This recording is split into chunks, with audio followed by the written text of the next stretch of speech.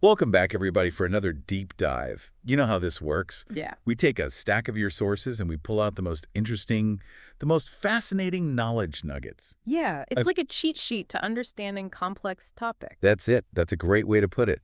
And today's topic, we are time traveling through the history of drug discovery. Okay, buckle up. We're going from ancient remedies all the way to modern breakthroughs. The whole journey. Right. So to start, I guess at the beginning, humans have been using natural remedies for millennia. Right. Absolutely. But did those ancient cures actually work? Or was it all just a bunch of superstitions? That's a great question. A lot of people think that they didn't really work, but the truth is a lot of those ancient remedies were actually really effective. Hmm. It wasn't just some placebo effect, our ancestors. They observed the natural world, and they figured out through trial and error which plants could help alleviate pain, reduce fever, or even treat infections. I mean, it's incredible to think about those early humans just experimenting with all these different plants and trying to figure out which ones could heal them. It's like a high-stakes guessing game. Oh, yeah, definitely. High stakes for sure, but, they got pretty good at it over time. So it wasn't all just random. No, not at all. I mean, think about it. Many of the drugs that we use today are actually derived from natural products that people have been using for centuries. Oh, wow. So it's like traditional knowledge meets cutting-edge science. Exactly. That's fascinating. Yeah. Could you give us an example, like a modern drug that has its roots in these ancient remedies? Oh, sure. Aspirin is a great example. One of the most widely used medications in the world, and it's actually derived from willow bark, which was used by the ancient Egyptians and Greeks to relieve pain and fever. Wow. So aspirin is just willow bark. Well, not exactly. It contains a compound called salicin, which is Wow. what gives it its pain-relieving properties. Oh, so the next time I pop an aspirin, I'll have to think about those ancient healers. But how did we go from just using these plants directly to actually, like, creating drugs in a lab? Yeah, that's a big jump, and that's where the concept of what we call lead drug scaffold structures comes in. Late drug scaffold structures. Yeah, so scientists, they started using natural remedies as a starting point, a kind of blueprint, if you will, to create more effective medications. Okay, I'm intrigued. I need you to break that down a little bit more. Hmm. What exactly is a lead drug scaffold structure? Okay, so think of it like this. Imagine a scaffold that's used in construction. Hmm. It provides a basic framework that you can build upon. Okay, yeah. In drug discovery, natural products, they provide that initial framework or scaffold. Okay. It's like a pre-built foundation that scientists can then modify and improve upon. So they're not just copying the plant exactly. Right, they're taking that basic structure and tweaking it to make it better. Interesting. They can modify the molecule to enhance its potency, reduce side effects, or even target specific areas in the body. It's like tailoring, but on a molecular level. Well, that's a good way to put it. Like taking a rough diamond and cutting it into this brilliant gem. Exactly. Yeah.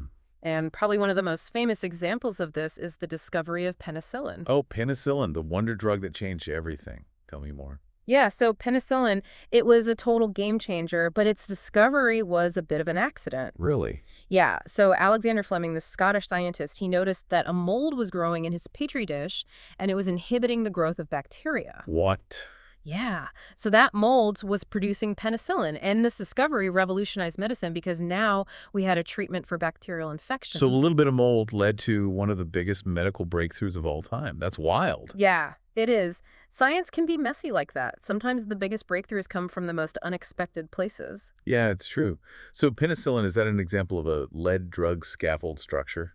Well, penicillin itself is the drug, but it Oh. was the discovery of that mold and its bacteria-fighting properties that led scientists to further study and develop it into the drug we know today. Oh, so they took that mold and turned it into something even more powerful. Exactly. And it led to the development of so many other life-saving antibiotics. It's incredible to think about how far we've come. From ancient healers chewing on willow bark to scientists cultivating penicillin in petri dishes. It's a huge leap. But drug discovery didn't stay stuck in the mold in a petri dish phase forever, did it? No, of course not. There were more advances to come. When did things start to get a little more scientific?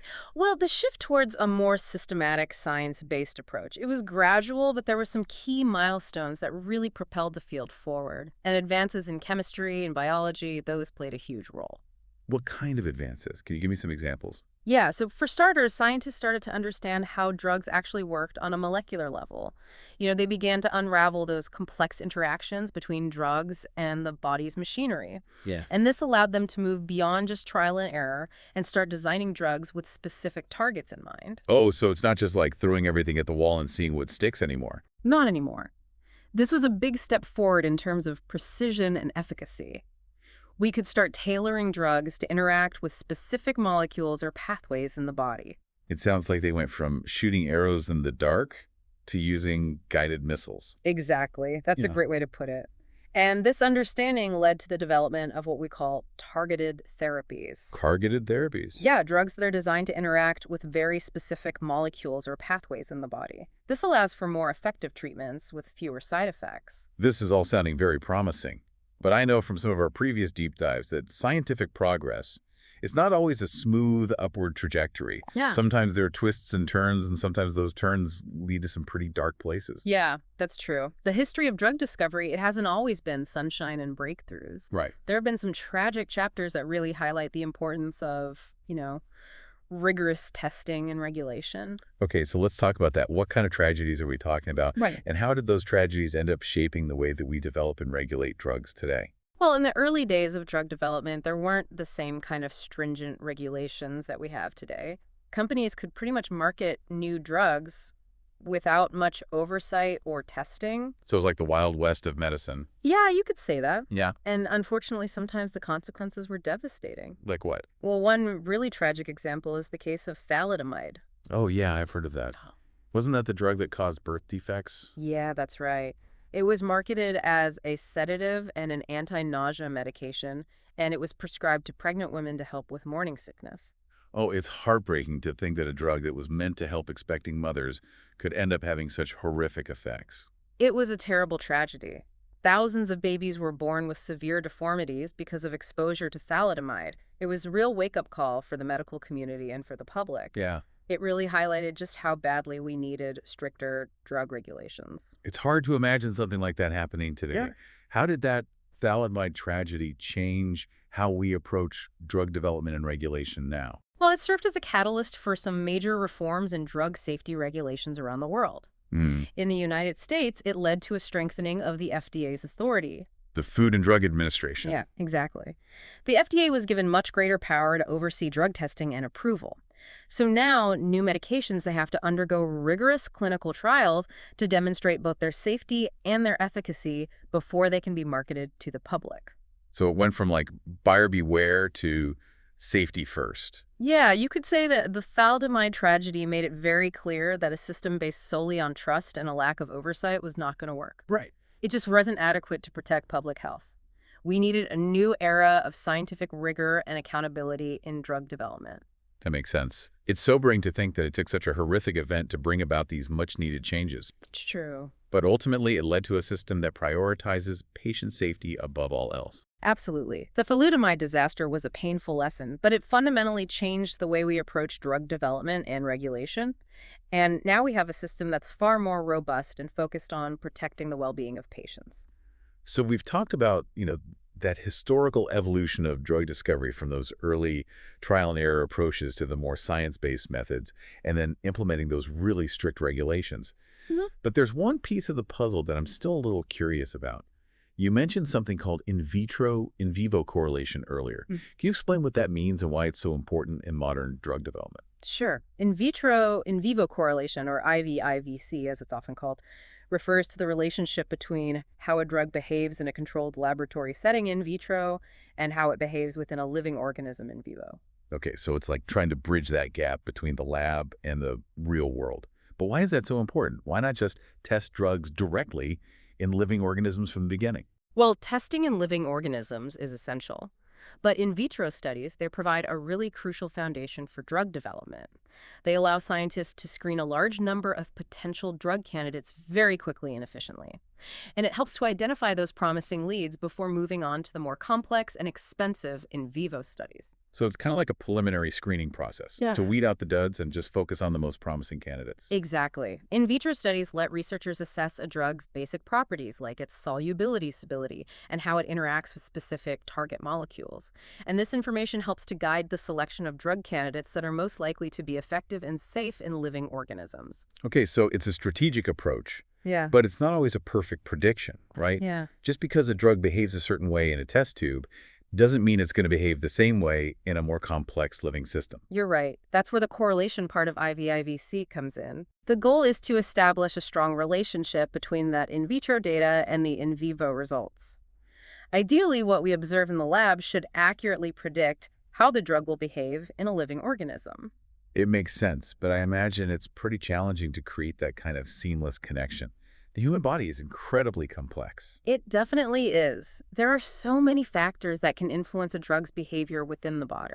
Things like pH levels, enzyme activity interactions with other medications, and even just individual variations in metabolism can all play a role. So it's not just about replicating the exact chemical conditions of the body in a test tube. Right. It's about understanding all of those complex interactions and how they might affect the drug's performance. Wow. So IVIVC is about more than just the science. It's about understanding the whole picture. Absolutely. And that's why it's such an active area of research. Scientists are constantly developing more sophisticated in vitro models that can better mimic the complex environment of the human body. Wow. And they're using advanced mathematical modeling techniques to try to predict in vivo behavior based on that in vitro data. It's almost like they're trying to build a virtual human in the lab to test these drugs on. In a way, yes.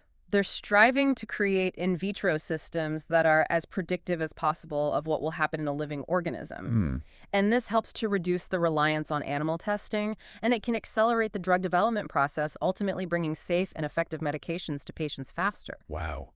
It's incredible to see how far we've come in our ability to understand and predict those complex interactions between drugs and the human body. But even with all of these advances, I'm guessing there's still some challenges and limitations when it comes to IVIVC. Of course. The human body is so incredibly complex, and we're still unraveling many of its mysteries. There are always going to be factors that are difficult to predict or to replicate perfectly in a laboratory setting. But IVIVC, it remains a really powerful tool in drug development. It helps to streamline the process, reduce costs, and ultimately improve patient outcomes. Absolutely. Yeah. So we've covered a lot of ground today, from ancient remedies to modern drug development and the crucial role of in vitro in vivo correlation. Yeah. But I'm curious, how do all these pieces fit together? How do scientists actually use all of this knowledge to develop and test new drugs? That's where the biopharmaceutics classification system, or BCS, comes in. It's a framework that helps scientists categorize drugs based on their solubility and permeability, basically how easily they dissolve and get absorbed into the bloodstream. Okay, so it's like a sorting system for medications. Yeah. But why is that so important? Why does it matter how soluble or permeable a drug is? It matters a lot because these properties can really affect a drug's bioavailability. That is how much of the drug actually reaches the bloodstream and becomes active. A drug with poor solubility might not dissolve properly in the digestive system, meaning a smaller amount of the drug will actually be absorbed and able to do its job. So it's like having a fancy sports car, but only being able to drive it at 5 miles per hour. Exactly. It's not reaching its full potential. And the BCS helps scientists to anticipate these potential roadblocks early on in the drug development process. Okay. By understanding a drug's solubility and permeability, they can design formulations and delivery methods that optimize its absorption and effectiveness. Makes sense. So how does this BCS system actually work? How are drugs categorized? Well, the BCS categorizes drugs into 4 main classes. Okay. Class 1, high solubility, high permeability. These are the superstars. They dissolve easily and get absorbed quickly, making them relatively straightforward to formulate. Then we have Class 2, low solubility, high permeability. These drugs are good at crossing membranes once they're dissolved, but dissolving them in the first place is the challenge. Particle size and formulation become really crucial for these drugs. So it's all about getting them to dissolve first. Exactly. Then there's Class 3, high solubility, low permeability. These drugs dissolve readily, but they struggle to cross those membrane barriers and get into the bloodstream. So scientists often focus on enhancing permeability for these drugs. Interesting. And the last class. Class 4, low solubility, low permeability. These are the underdogs, difficult to dissolve and struggle to get absorbed. They present the biggest challenge for drug developers. Sounds like a real balancing act. Scientists need to consider both solubility and permeability when designing and testing new medications. They do, and the BCS helps guide those decisions, ensuring that drugs are formulated and administered in a way that maximizes their chances of success. Okay, so let's bring this back to our listeners. Why should they care about the BCS? How does this system actually impact them as patients? Well, for starters, the BCS can play a role in generic drug approvals. Generic drug manufacturers need to demonstrate that their version of a drug is bioequivalent to the brand name version, meaning it gets absorbed into the bloodstream at a similar rate and extent. And for drugs in those less desirable categories like Class 2 or Class 4, even slight variations in manufacturing can impact their bioavailability. So taking a generic version of a Class 2 drug could potentially lead to different results compared to the brand name version. It's a possibility, although regulatory agencies like the FDA have very strict standards in place to try and minimize those variations. But it's something to be aware of, especially if you're taking a medication where consistent absorption is really critical. That's good information to have. It sounds like the BCS is kind of a behind-the-scenes player in ensuring that medications are safe and effective. Exactly. It's one of those unsung heroes of the pharmaceutical world. It's a framework that helps guide drug development and testing, and ultimately it leads to better treatments for patients. Well, this has been an incredible journey. We've gone from ancient remedies and trial and error to modern drug development with all its sophisticated laboratory techniques and the intricate dance between solubility and permeability. I think we've given our listeners a lot to think about today. I agree. The history of drug discovery, it's a testament to human ingenuity and our unwavering pursuit of better health. And as we continue to unravel the complexities of the human body, we can expect even more groundbreaking discoveries and innovative treatments in the years to come. Well said. And a big thank you to our listeners for joining us on this deep dive into the fascinating world of drug discovery. Until next time, keep exploring, keep asking questions, and keep those brains buzzing. Hashtag TTS, the deep dive episode, 2025-0305, part 2 of 3. Yeah, it was, a horrible tragedy. Thousands of babies were born with really severe deformities, all because of exposure to thalidomide. And it was a huge wake-up call for everyone in the medical community and for the public. It showed just how badly we needed stricter regulations for drug development. It is hard to imagine something like that happening today. So So how did that thalidomide tragedy change how we approach drug development and regulation? Well, it was a catalyst for some major reforms in drug safety regulations all over the world. Okay. And in the U.S., it led to the strengthening of the FDA's authority. The Food and Drug Administration. Yes, the FDA was given a lot more power to oversee the testing and approval of new drugs. So now new medications, they have to go through really rigorous clinical trials to demonstrate both their safety and how well they work before they can be made available to the public. So it was a big shift from buyer beware to safety first. Yeah, you could say that.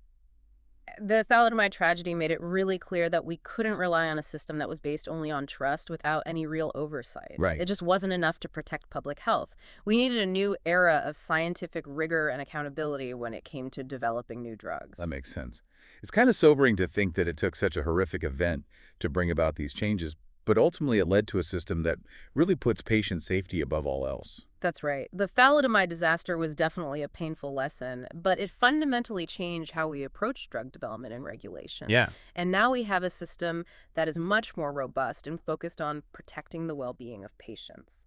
So we've talked about that whole evolution of drug discovery from the early trial and error approaches to the more science-based methods and then implementing these strict regulations. But there's one piece of the puzzle that I'm still kind of curious about. You mentioned earlier something called in vivo correlation. Could you explain what that is and why it's important in modern drug development? Sure. So in vivo correlation, or IVIVC as it's often called, refers to the relationship between how a drug behaves in a very controlled laboratory setting, which we call in vitro, and how it behaves in a living organism, which we call in vivo. Okay, so it's like trying to bridge that gap between the lab and the real world. Why is that so important? Why not just test drugs directly in living organisms right from the start? Well, testing in living organisms is essential, of course. But in vitro studies, they provide a really important foundation for drug development. They allow scientists to screen a large number of potential drug candidates quickly and efficiently. Okay. And that helps to identify those promising leads before having to move on to the more complex and expensive in vivo studies. So it's like a preliminary screening process to weed out the duds and focus on the most promising candidates. Exactly. In vitro studies let researchers assess a drug's, basic properties like its solubility, its stability, and how it interacts with specific target molecules. And that information really helps to guide the selection of drug candidates that are most likely to be both effective and safe in living organisms. So it's a very strategic approach. Yeah. But I'm guessing it's not a perfect prediction, is it? Just because a drug behaves a certain way in a test tube doesn't necessarily mean it's going to behave the same way in a complex living system. That's true, and that's where the correlation part of IVIVC comes in. Yep. The goal is to try to establish a strong relationship between the data that we get from those in vitro experiments and the results we see in vivo. Ideally, what we see in the lab should accurately predict how the drug is going to behave in a living organism.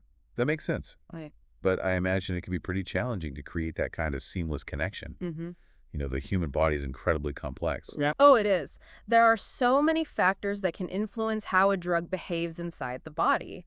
Things like pH levels, enzyme activity, interactions with other medications, even just variations in a person's metabolism can all play a role. So it's not as simple as just recreating the exact same chemical conditions of the body in a test tube. No, not at all. It's about understanding those really complex interactions and how they might affect how well the drug performs. So IVIVC, it's about more than just the science. It's about seeing the bigger picture. Yeah, exactly. And that's why it's a really active area of research. Yeah. Scientists are constantly developing more sophisticated in vitro models that can better mimic the very complex environment of the human body. Wow. And they're using advanced mathematical modeling techniques to try to predict that in vivo behavior based on the in vitro data that they collect. So it's almost like they're trying to build a virtual human in the lab to test these new drugs on. In a way, yes. The goal is to create in vitro systems that are as predictive as possible so we can get a good sense of what will happen in a living organism. And this has some really important implications. It helps reduce the need for animal testing, and it can speed up the drug development process. So ultimately, it helps us bring safe and effective medications to patients more quickly. It's amazing to see just how far we've come in our ability to understand and predict these complex interactions between drugs and the human body. But even with all of these advances, are there still challenges and limitations when it comes to IVIVC? Oh, of course. The human body is just so incredibly complex, and we're still working to unlock many of its secrets. So there are always going to be factors that are hard to predict or to perfectly replicate in the lab. Right. However, IVIVC remains a really powerful tool in drug development. It helps to streamline the process, reduce costs, and ultimately improve patient outcomes. #TTS, the deep dive episode 2025-0305, part 3 of 3. Okay, so we've covered a lot of ground from ancient remedies to modern drug development and that crucial role of in vitro, in vivo correlation. But I'm curious, how do all of these pieces actually fit together? How do scientists use all of this knowledge to develop and test new drugs? Well, that's where the Biopharmaceutics Classification System, or BCS, comes in. The BCS. Yeah, it's a framework that helps scientists to categorize drugs based on their solubility and permeability, basically how easily they dissolve and get absorbed into the bloodstream. Okay, so it's like a sorting system for medications. But why is that so important? Why does it matter how soluble or permeable a drug is? It matters a lot because those properties can significantly affect a drug's bioavailability. That is how much of the drug actually reaches the bloodstream and becomes active. So a drug with poor solubility might not dissolve very well in the digestive system, which means that a smaller amount of the drug will actually be absorbed and be able to do its job. So it's like having, a fancy sports car, but you can only drive it at 5 miles per hour. Exactly. It's not reaching its full potential. And the BCS helps scientists to kind of anticipate these potential roadblocks early on in the drug development process. Okay. By understanding a drug's solubility and permeability, they can design formulations and delivery methods that optimize its absorption and effectiveness. That makes sense. So how does this BCS system actually work? How are drugs categorized? So the BCS categorizes drugs into 4 main classes. Yeah. We have class 1, high solubility, high permeability. These are the superstars. They dissolve easily, they get absorbed quickly, making them pretty straightforward to formulate. Okay. Then you've got class 2, low solubility, high permeability. These drugs are really good at crossing membranes once they're dissolved, but getting them to dissolve in the first place can be a challenge. So particle size and formulation, those become really crucial for these drugs. So it's all about getting them to dissolve first. Exactly. Then there's class 3, high solubility, low permeability. These drugs dissolve really well, but they struggle to cross those membrane barriers and get into the bloodstream. So for these drugs, scientists often focus on trying to enhance their permeability. Interesting. And what about the last class? Class 4, low solubility, low permeability. These are the underdogs. Difficult to dissolve, and they struggle to get absorbed, presenting kind of the biggest challenge for drug developers. So it sounds like a real balancing act. Scientists need to consider both the solubility and permeability when designing and testing new medications. Absolutely. And the BCS is there to help guide those decisions, making sure that drugs are formulated and administered in a way that maximizes their chances of success. Okay, so let's bring this back to our listeners. Why should they care about this BCS? How does it impact them as patients? Well, for one thing, the BCS plays a role in the approval process for generic drugs. Generic drug manufacturers, they need to demonstrate that their version of a drug is bioequivalent to the brand name version. Meaning that it gets absorbed into the bloodstream at a similar rate and extent. Okay, And for drugs that fall into those less desirable categories, like the class 2 or class 4, even small variations in the manufacturing process can actually have an impact on their bioavailability. so taking a generic version of, let's say, a class 2 drug could potentially lead to different results compared to taking the brand name version. It's possible, although, regulatory agencies like the FDA, they have very strict standards in place to try to minimize those kinds of variations. But it's something to be aware of, especially if you're taking a medication where that consistent absorption is really important. That is good information to have. It sounds like the BCS is kind of this behind-the-scenes player in making sure that our medications are safe and effective. Exactly. It's one of those unsung heroes of the pharmaceutical world. It's a framework that helps guide drug development and testing, and ultimately it leads to better treatments for patients. Well, this has been such an incredible journey. We started with ancient remedies and trial and error, and now we're talking about modern drug development with all of its sophisticated lab techniques and this intricate dance between solubility and permeability. Hmm. I think I've given our listeners a lot to think about today. I agree. The history of drug discovery is a testament to human ingenuity and our never-ending pursuit of better health. And as we continue to learn more about the complexities of the human body, I think we can expect even more groundbreaking discoveries and innovative treatments in the years to come. That's a great point. And a big thank you to our listeners for joining us on this deep dive into the fascinating world of drug discovery. Until next time, keep exploring, keep asking questions, and keep those brains buzzing.